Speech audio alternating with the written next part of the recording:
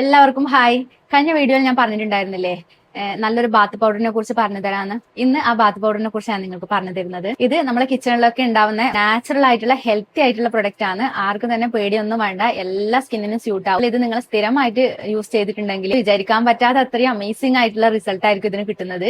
അത് നിങ്ങൾ ഒരു 1 വീക്ക് 2 വീക്ക് എല്ലാം ആകുമ്പോൾ തന്നെ അതിന് മാറ്റം കാണാൻ തുടങ്ങും. ടാൻ ഒക്കെ റിമൂവ് ആയി നല്ല ബേബി സ്കിന്ന് കിട്ടും. നല്ല സോഫ്റ്റും നാച്ചുറൽ ആയിട്ടുള്ള ഹെൽത്തി ആയിട്ടുള്ള സ്കിന്ന് കിട്ടുന്നതായിരിക്കും. മഴക്കാലമൊക്കെ സ്റ്റാർട്ട് ചെയ്തല്ലോ, അതുകൊണ്ട് തന്നെ സ്കിൻ കെയർ ഒക്കെ ചെയ്യാൻ ആരും മടി കാണിക്കണ്ട.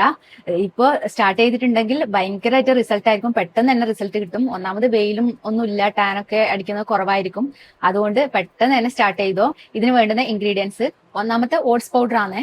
ഓട്സിലുള്ള ഗുണങ്ങൾ നിങ്ങൾക്ക് അറിയാലോ, അതുകൊണ്ട് തന്നെ സ്കിൻ നല്ല സ്മൂത്തും സോഫ്റ്റും ആക്കും.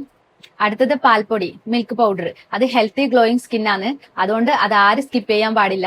നെക്സ്റ്റ് വേണ്ടത് കടലമാവാണ്. കടലമാവും നിർബന്ധമായിട്ട് വേണ്ട ഒരു ഇൻഗ്രീഡിയൻസ് തന്നെയാണ്. അത് നമ്മുടെ സ്കിന്നിലെ ടാനൊക്കെ റിമൂവ് ആക്കി ഡെഡ് സ്കിൻ എല്ലാം റിമൂവ് ആക്കുന്നതായിരിക്കും. പിന്നീടുള്ളത് റൈസ് പൗഡർ ആണ്. റൈസ് പൗഡർ നമ്മളെ സ്കിൻ നല്ലതുപോലെ ബ്രൈറ്റ് ആക്കാൻ ഹെൽപ്പ് ചെയ്യും. കോഫി പൗഡറും അതേപോലെ നല്ല തരിയുള്ള ഷുഗറും. ഷുഗർ കുറച്ച് മതി. കോഫി പൗഡർ ആണ് നമ്മുടെ ടാനൊക്കെ റിമൂവ് ആക്കാൻ ഹെൽപ്പ് ചെയ്യും. അതേപോലെ ഷുഗർ ഒരു സ്ക്രബ് ഫീൽ ഉണ്ടാവും. ഷുഗർ ആഡ് ചെയ്യുന്നതുകൊണ്ട് തന്നെ നല്ലതുപോലെ റബ്ബ് ചെയ്യാൻ പാടില്ല, സോഫ്റ്റ് ആയിട്ട് ചെയ്ത് കൊടുക്കണേ. ഷുഗർ നമ്മുടെ സ്കിന്നിലെ ഡ്രൈനസ് ഒക്കെ കുറക്കുന്നതായിരിക്കും. ഇതെല്ലാം നമ്മുടെ കിച്ചണിൽ ഉണ്ടാകുന്ന അത്യാവശ്യമായിട്ടുള്ള നാച്ചുറൽ ആയിട്ടുള്ള ഇൻഗ്രീഡിയൻസ് ആണ്.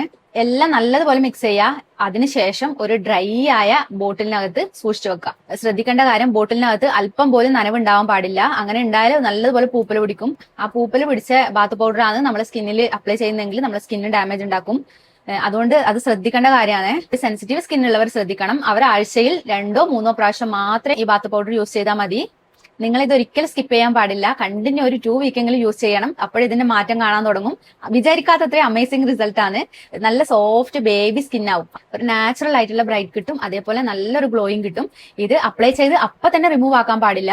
ബോഡിയിലും ഫേസിലും ഒക്കെ അപ്ലൈ ചെയ്ത് ഒരു 15 മിനിറ്റ് എങ്കിലും ഒന്ന് ജസ്റ്റ് സോഫ്റ്റ് ആയിട്ട് റബ്ബ് ചെയ്ത് കൊടുക്കണം. അതിനുശേഷം സാധാ വെള്ളത്തിൽ വാഷ് ചെയ്ത് കളഞ്ഞാൽ മതി. എന്തായാലും എല്ലാവരും ഒന്ന് ട്രൈ ചെയ്ത് നോക്കണം. എന്നിട്ട് റിസൾട്ട് തന്നെ അറിയിക്കണേ. Okay, bye bye.